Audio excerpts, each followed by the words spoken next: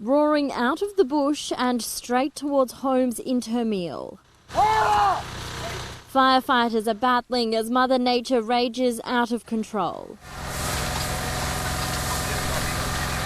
This is Jake Prosser and his partner Callie's family home. It's where they're raising their 5 children and they're fighting tooth and nail to save it.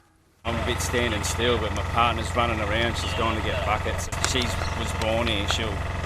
I won't be able to drag her out of here unless I have to. For 4 days, the Currawong fire has burned erratically and unpredictably. Residents are exhausted and emotions are running high following some very close calls.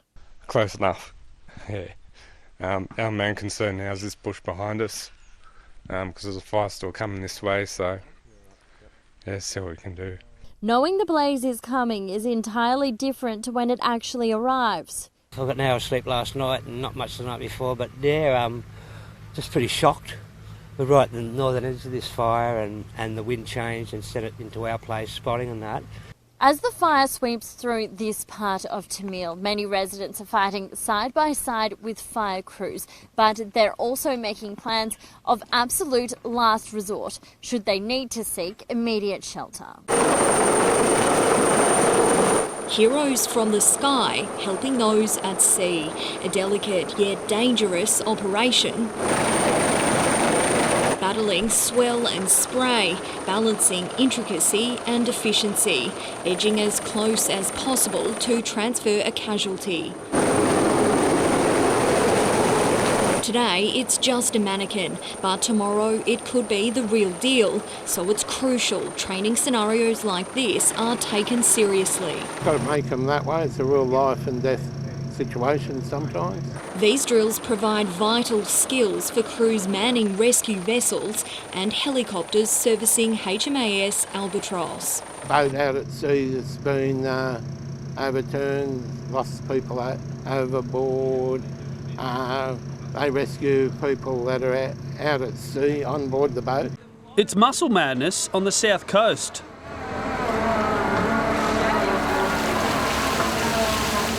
Aquatic operators South Coast Mariculture leasing 50 hectares of Jervis Bay for this farm. Growing mussels, seaweeds, sponges and scallops, opening the door to a bluer economy. It'll be one of the largest mussel farms in Australia when it's fully built.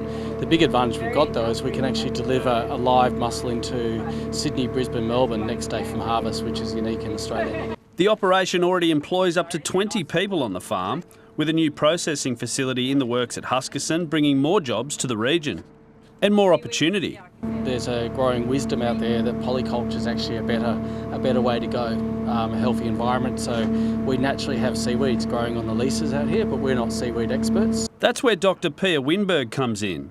And it's crazy that, we're the only tiny seaweed farm emerging in Australia at this stage, but there's a lot of interest. And so Australia Girt by Sea should really be a major player in that game. It's like an Amazon rainforest in the ocean that hasn't been explored. Back on his home course and hitting them sweetly. Nick Taylor is fresh off winning the inaugural Australian Wheelchair Golf Championship. So there has been a number of these kind of competitions over the years, but this was the first time we'd introduced a wheelchair golf division within the All Abilities competition.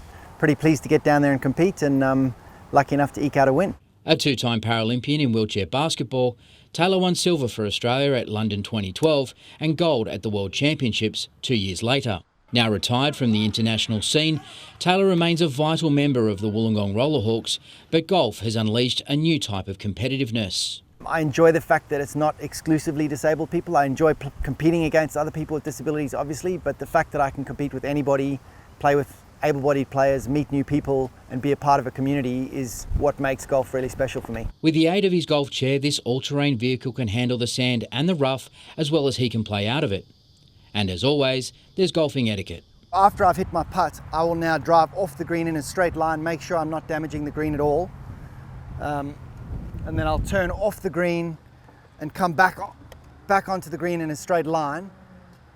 And then I can get my ball out of the hole. I've just developed my own little device to get my ball out of the hole.